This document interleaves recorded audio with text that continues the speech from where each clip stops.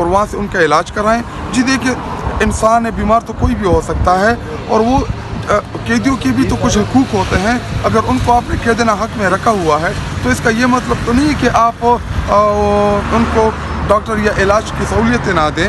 और इससे पहले हमने देखा कि लोगों को लंदन जाने तक इलाज के लिए इजाज़त दी गई। हम कोई उनके लिए ये डिमांड नहीं करें कि जी आप बुशरा बीबी को लंदन ले जाएं या लंदन से उनका इलाज कराएं, बल्कि हम ये कह रहे हैं कि आप शौकत खानम हॉस्पिटल उनको शिफ्ट करें, उनके टेस्ट कराएं और उनका मुआयना कराएं, ताकि पूरी कौम को पता चले और हमें भी पता चले कि बुशरा बीबी की सेहत जो है वो ठीक है या ख़राब है। अगर उनकी सेहत ठीक नहीं है तो उनको वहाँ पे एडमिट कराया जाए ताकि उनको सेहत की सहूलत मैसर हो। और रही बात, इनका असल मकसद सिर्फ़ और सिर्फ एक है कि किसी ना किसी तरीके से हम इमरान खान को बुशरा बीबी के ज़रिए ब्लैकमेल कराएं ताकि वो डील कर लें, वो इस मुल्क से बाहर चला जाए। लेकिन इमरान खान बारहा कह चुका है कि मैंने खुददारी के लिए जो स्टैंड लिया है, इस मुल्क में जो हकीकी आज़ादी के लिए उन्होंने स्टैंड लिया है, 8-9 महीने हो गए उनको जेल में इस टाइम इन्होंने डाले हुए। और कसूर क्या है जी?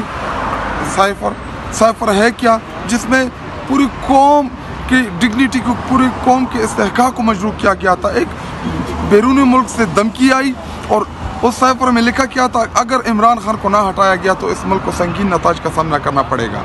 तो इसमें गलत क्या है? उसने कौम को आगाह किया कि जी हमें धमकियाँ दे रहे हैं और बैरून मदाखलत हो रही है इस मुल्क के अंदर। इस मुल्क का इख्तियार अवाम के पास होना चाहिए, जो बदकिस्मती से फॉर्म 47 के ज़रिए 8 फरवरी को, बल्कि 9 फरवरी को हमारा मैंडेट फॉर्म 47 के ज़रिए जीता गया, हमसे लिया गया।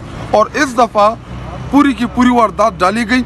पिछली दफ़ा तो ये निकम्मे और नालायक इन्होंने फॉर्म 47 के ज़रिए हमारा मैंडेट चोरी किया, लेकिन इस दफ़ा तो एडवांस में फॉर्म 45 भर के उनसे ले के गवर्नर हाउस प्रेसिडेंट को ले जाके उनके ऊपर तशद्दुद करके, उनको डरा के, उनको धमका के हमारे मैंडेट के ऊपर दोबारा डाका डाला गया।